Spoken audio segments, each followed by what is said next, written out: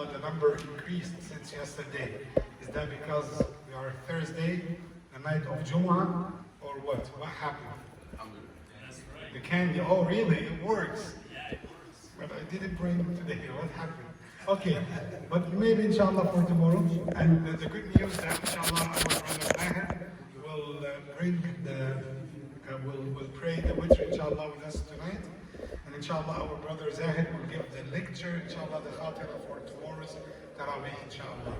And alhamdulillah, let me tell you something. I'm so proud, Allah knows, since I came to this community, I'm so happy and honored and pleased to be here amongst you, and also so proud of the good examples from the brothers, because they are the future. And mashallah, the young generation that we see here, and some of the kids, the little kids are playing outside, they are the new generation, they are the future of this masjid. Those who will come here after 20, 30 years from now, they will be in the first row. Am I right? So, subhanallah, maybe some of you will be here, maybe I will not be here, maybe some of us, you already went to the graveyards, and subhanallah, this is the life. That's why that will take me to the topic for tonight. Just wanted to discuss, and of course, it's something concerns all of us. That concerns all of us. As parents, as fathers, as mothers, we think about this. We think about our children. We think about their future. We think about their ethics. We think about their behavior. We think about that we wanted them to adhere to the Islamic teachings. We wanted them to be close to the masjid. We wanted them not to be misguided, not to go somewhere else, not to leave the masajid. We wanted them to stick with that religion. Am I right? We want them to stick even with our traditions, our what we got from back home, whether you are from Pakistan, from India, from Egypt, from Jordan, from Syria, whatever, from Trinidad. At least you wanted them to stick with your traditions, with your behaviors, and with your religion. As your father had advised you to do, you wanted your son to be like this. And I understand the concern and the worry, anxiety, and also the stress that we are as fathers have. And let me tell you frankly, those little kids, the generation, they do not feel us. They do not feel what we feel. They do not feel the stress that we are under too.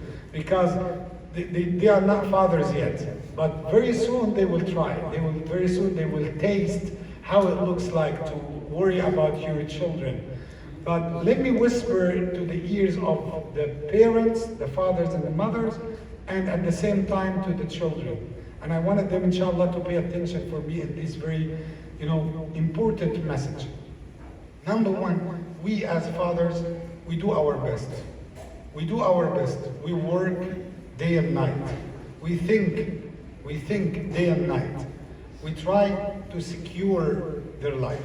Am I right? You work, you pay your bills, maybe the father works and the mother works, just barely, they try to give them a good life. But what is the first, or what is the best way to secure their life? The best way is not by giving them the best food. The best way is not to give them the best car or the best house. The best way is to give them taqwa, is to put the seeds of iman inside their hearts before the school, before the college, before joining the medicine university, before going to the USF, before joining Harvard, before anything else. Put the seeds of iman inside their hearts. Make Allah in their hearts. If the child or if the young man has Allah inside his heart, put him anywhere you want. He will be able to face the troubles with the iman that you gave inside his heart. You know, the iman in this country is like the armor, like the shield. Imagine if you went to a war, to a battle, and you do not have armor on your chest. Most of us, we pay attention to give them the education, the American education. And subhanAllah, some of us could strive and try to give them online classes on Sundays, like the Sunday school. Sometimes it's physically in the masjid, sometimes it's online. And even we do not pay attention. We just want to, let me be honest with you, most of parents, they do not follow their children. They do not keep them on track. And they just wanted to give themselves pain relief. What's the pain relief? The $60 or $30 or $50 that I give to the sheikh or the sister who give them online. And I think by that way, I am calm, I did my part. I give them online school, I pay $50 per month to the sister to take care of them. That's a fake pain relief. That's not the real message of the brother or of the father and the mother. Put the seeds of Iman inside their heart. Now the question, Imam, how can I do that? How can I put the seeds of Iman? And I need you to take it as a rule of thumb. If you want them to be religious, you have to lead by example, not only by words. It's very easy to get them every night. Hey, come on, listen. These are my instructions. 1, 2, 3, 4. That's very simple. And by the way, they will shake their heads. They will tell you, yes, Dad, of course, I will apply. They will give you what do you need to hear. But that will not be effective in the future. The first time you open, the cage for them, they will fly and will not be back. And of course, you know what's going on. If you want to be like a good example for them, if you want to raise them good, be first, a good example. If they saw you pray in the house, if they saw you recite Quran, if they saw you dealing with their mother in a good way, if they saw you like a leader in the house, if you saw you religious, coming to the masjid, listening to the lectures, but you know what?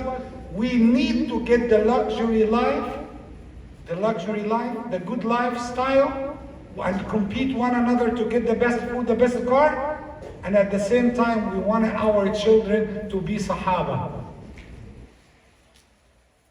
which is impossible. If you want your children to be different, be a good example first. My message to the young generation, and that message will be not only this night, we will have lots of messages till the end of this month, inshallah. I will give you very simple advice. Allah ordered us to obey Him. Then what comes next? What comes next? Yes, just our brothers who knows. What about the young generation? Number one is to obey Allah. What's number two? Rasulullah. Number three is to obey your parents. وَقَضَى رَبُّكَ أَلَّا تَعْبُدُوا إِلَّا إِيَّاهُ وَبِالْوَالِدَيْنِ إِحْسَانًا. It's not an optional. It's not tradition. It's not something. It's your Creator who told you, who commanded you to do that. That's not optional. And let me tell you something. The best thing that you can take in this life, a da'wah, dua from your father or your mother.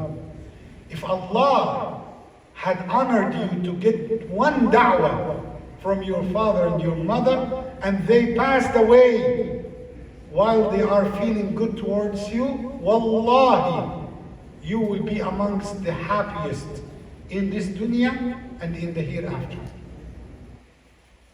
Try your best. Let me tell you one story. A man who carried his mom on the season of Hajj, and while he is carrying his mom. He made all the rituals while he is carrying literally his mom. He made the tawaf, the sa'i. He went to Arafah. He went to climb the mountain while he's carrying his mom on his shoulder. Then after the Hajj, came to Sayyidina Umar. And he said, do you think, after this journey, do you think that I had fulfilled the rights of my mother? He said, not even 1 second of her time while she was giving birth at you. Not even 1 second. You didn't give anything. And always I say to my children, there are certain bills you cannot pay. One of them, the bills of the fathers and the mothers. Maybe you do not fully aware of what they feel about. Maybe sometimes they are so worried, sometimes nervous, sometimes they are behaving very harsh sometimes. But if you feel what they feel, you will taste it differently. They love you the best in this life. You are the most beloved person in this life to them. If you give them the choice whether to sacrifice their life, to be killed and save you, they will choose that.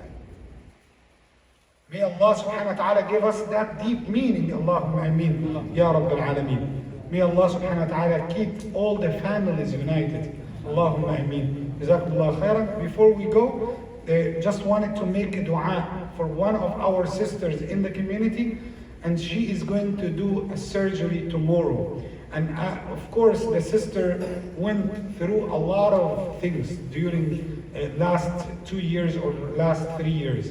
Sister Shaliza Hussein. And the sister in the last 2-3 years went through many things and surgeries and subhanallah. We just wanted to make a dua, inshallah. Tomorrow morning she is going to do the surgery. We want Allah subhanahu wa ta'ala to give her shifa. Let's make dua, all of us, brothers and sisters here. Let's please make the dua for the sister that Allah subhanahu wa ta'ala will be next to her tomorrow and give her the support and the shifa. Allahumma ameen ya Rabbil Alameen. Allahumma Rabban Nas, idhib al-ba's. اشف وانت الشافي شفاء لا يغادر سقما شفاء لا يغادر سقما شفاء لا يغادر سقما. أسأل الله العظيم رب العرش العظيم أن يشفيها. أسأل الله العظيم رب العرش العظيم أن يشفيها. اللهم رب الناس اللهم رب الناس يا رافع السماوات بغير عمد يا رافع السماوات بغير عمد وأنت القادر على كل شيء. اشفها يا رب العالمين. اللهم إنا نسألك باسمك الأعظم الذي إذا سئلت به أعطيتنا وإذا دعيت به أجبتنا. يا واحد يا أحد يا فرد يا صمد يا من لم يلد ولم يولد ولم يكن له كفوا أحد. نسألك أن تشفيها يا رب العالمين وتشفي مرضانا ومرضى المسلمين. اللهم اشف مرضانا ومرضى المسلمين. وصل اللهم وسلم وبارك على سيدنا محمد وعلى آله وصحبه أجمعين.